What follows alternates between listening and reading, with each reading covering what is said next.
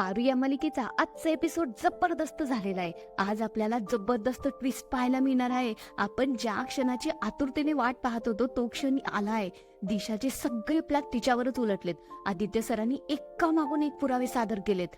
पारू ही सुखरूपपणे घरी आली आहे आणि सगळ्यात महत्वाचं म्हणजे मिहीर ही जिवंत आहे. किती भारी ना. दिशाचा गेम खलास झालाय.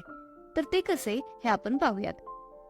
आपल्याला माहितच आहे की पारूला गुंडांनी किडनॅप केलेले असते. पारू गुंडांना धमकी देते, हे बघा तुम्ही मला हात नाही लावू शकत. आदित्य सरांना समजलं ना तर जीव घेतील तुमचा जीव, असे म्हणून पारू वेळ पाहून गुंडांना ढकलून तिथून पळून जाते.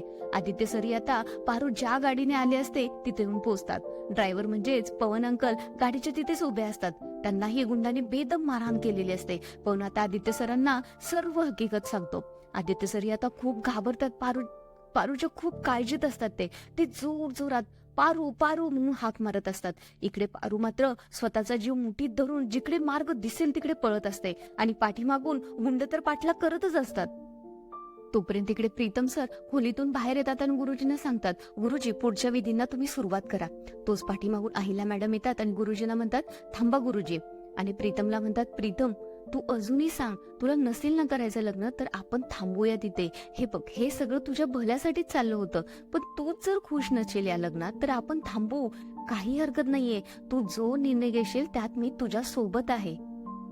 तोच दिशा म्हणते, सासू एक मिनिट, तुम्ही मस्करी करताय का? त्यावर अहिल्या मॅडम म्हणतात, नाही ग, मस्करी नाही करत. तू माझी निवड आहेस, पण जर प्रीतमला लग्न करायचं नसेल तर विचार कर, असं मी त्याला सांगते. त्यावर दिशा म्हणते, नाही नाही नाही नाही नाही सासू, त्याला आता चॉईस नाहीये. म्हणजे आता 11th आवरला असा डिसिजन नाही घेऊ शकत तो. आपलं हे लग्न नाही थांबू शकत आता. सगळ्या गोष्टी जर असं झालं तर किती कॉम्प्लिकेटेड होतील, माझी पण किती बदनामी होईल.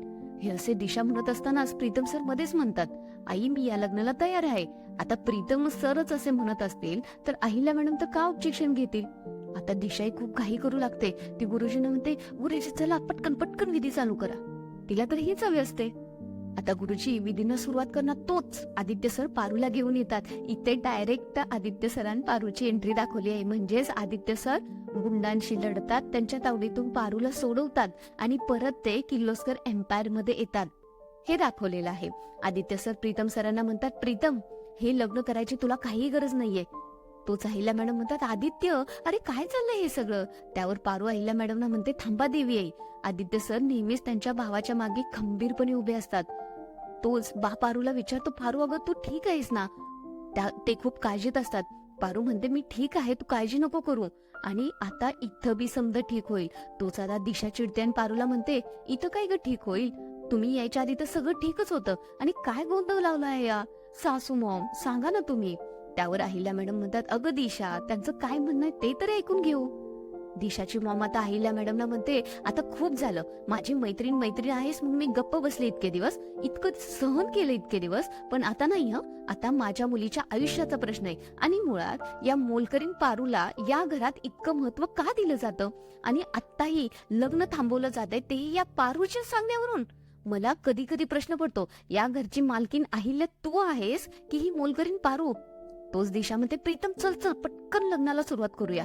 पण आदित्य सर दिशाला परत एकदा सांगतात, नाही प्रीतम लग्न करणार नाही. आदित्य सर म्हणतात, आई बाबा सॉरी, आणि त्यांना समजून सांगतात, माझ्या भावाचं आयुष्य उद्ध्वस्त होताना मी नाही बघू शकत. श्रीकांत सरांना काय गोंधळ सुरू आहे हेच कळत नसतं. ते म्हणतात, आदित्य आज त्याचं लग्न आहे अरे, आणि आम्ही काहीतरी विचार करूनच त्याचं आयुष्य सुंदर करण्यासाठीच हा निर्णय घेतला आहे. आणि मला सांग, लग्नानंतर आयुष्य उद्ध्वस्त कसं होणार रे? त्यावर आदित्य सर म्हणतात, बाबा आई हे बघा, तुमच्या दोघांकडे बघून लग्न केल्याने आयुष्य सुंदर होतं हे पटतंय मला, पण ही दिशा जर प्रीतमच्या आयुष्यात आली ना तर प्रीतमचं आयुष्य सुंदर सोडा, मला खात्री आहे ते नरक होईल नरक. आई बाबा मी खरंच सांगतोय, तुम्हाला नाही माहिती दिशाची कारनामे, त्याची तुम्हाला कल्पना नाहीये, त्यामुळे तुमचा असा गोंधळ उडतोय. ही दिशा या घरात येणं, प्रीतमवर प्रेम करणं हा सगळा एक प्लॅन होता दिशाचा. तिला काही करून या घरची सूर व्हायचंच होतं. तिला किर्लोस्कर एम्पायरची मालकीन व्हायचं होतं. दिशा आता लगेच म्हणते, तू काय बोलतेस, तुला कळतंय? हे तू नाही, तुला पारूने सगळं सांगितलंय ना, हे सगळं तिनं डोक्यात भरले ना असल्या गोष्टी तुझ्या. मी एक बिझनेस वुमन आहे, एम्बिशियस मुलगी आहे. मी आता स्वतःचा बिझनेस चालवते, माझा स्वतःचा बिझनेस आहे आणि फक्त पैसे मिळवण्यासाठी मी लग्न का करेन? नको नको ते इथं मला बोललं जाते, माझा इन्सल्ट होते, माझा अपमान होतोय, पण माझ्या बरोबरीनं माझ्या बाजूनं माझ्याशी कोणच बोलत नाहीये असे म्हणून दिशा रडण्याचे नाटक चालू करते. पारू आता लगेच म्हणते, दिशा मॅडम बस झालं, थांबवा तुमची नाटकं. तुमच्या पापाचा घडा आता भरलाय. हे खोटे अश्रू आहेत ना, ते आता तुम्हाला नाहीत वाचू शकणार.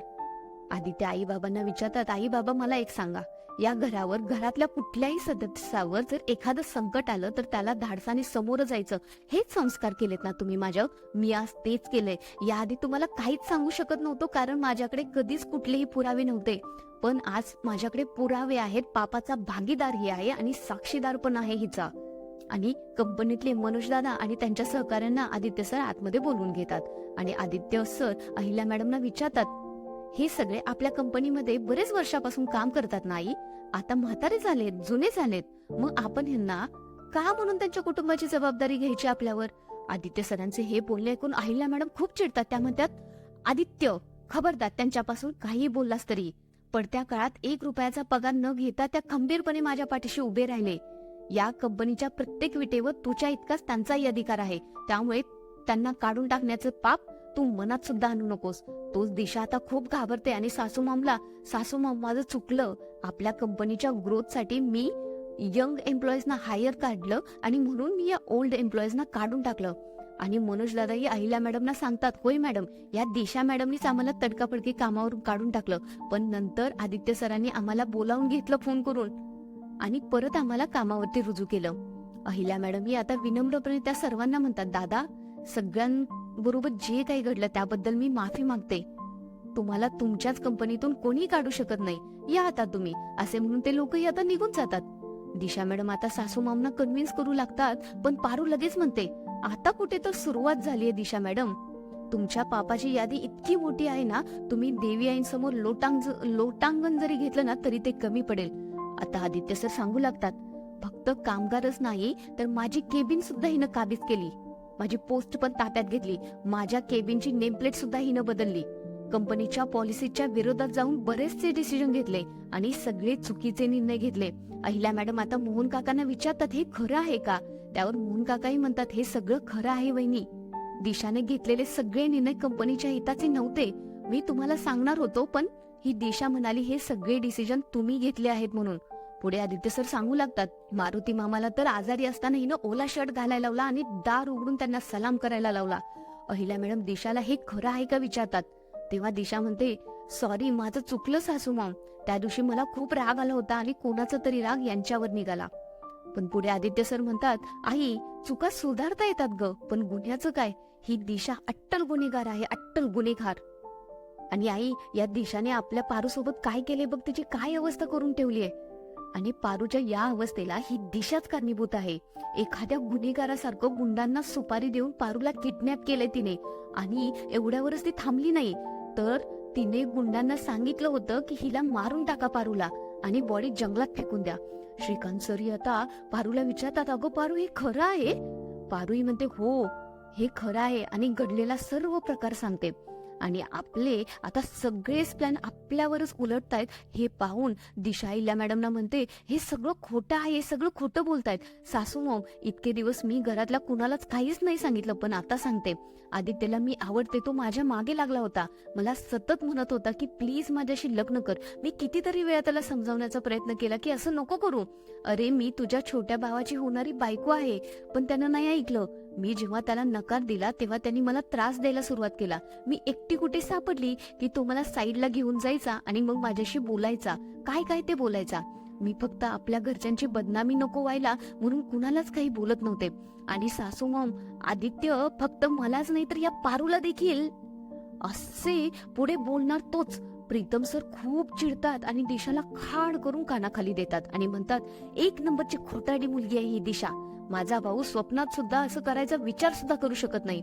अहिल्या मॅडम आता पुढे येतात आणि प्रीतम सरांना म्हणतात, प्रीतम, काहीही झालं तरी तू तिच्यावर हात उचलायचा नाहीस, असे म्हणून अहिल्या मॅडम अजून एक दिशाच्या खाड करून कानाखाली देतात आणि म्हणतात, अगं दिशा, मी तुझं ऐकलंही असतं, मला ते पटलंही असतं, पण तू आदित्यबद्दल जे घाणेरडे बोललेस ना, तिथेच चुकलीस तू. माझ्या मुलावर स्वतःपेक्षा जास्त विश्वास आहे आणि तू जे काही म्हणतेस तसं आदित्य कधीच नाही वागू शकत. तू खोटं बोलतेस आणि हे अजून कमी का काय? म्हणून दिशाला समोरून मिहीर येताना दिसतो. दिशा प्रचंड घाबरलेली असते आणि त्यातच ती बोलून जाते, मिहीर तू अजून जिवंत कसं काय? आणि दिशाची हे बोलणे आता घरातील सगळेच ऐकतात. मिहीर आता दिशाला म्हणतो, हो दिशा, मी जिवंत आहे. आश्चर्य वाटलं ना? मला मारून टाकण्याचा तुझा प्रयत्न खूप चांगला होता, पण दैव बलवत्त म्हणून वाचलो आणि आदित्य सर वेळेवर हॉस्पिटलमध्ये आले म्हणून मला चांगली ट्रीटमेंट मिळाली. आणि इथेच आजचा एपिसोड संपतो. दिशाचे सगळेच प्लॅन आता चव्हाट्यावर आलेले आहेत. आता दिशाचं काही खरं नाही, दिशाचा खेळ संपलाय. अहिल्या मॅडम पण आता काही दिशाला सोडत नाही आणि हे कमी का काय म्हणून मिहीर तिथे पोहोचलाय आणि मिहीरकडे दिशाच्या सगळ्या काळ्या कारनाम्यांची यादी आहे, पुरावे आहेत आणि तो आता सगळ्यांना ते पुरावे दाखवणार म्हणजे दाखवणार. तर असेच अपडेट पाहण्यासाठी चॅनेलला लाईक आणि सबस्क्राईब करा. धन्यवाद.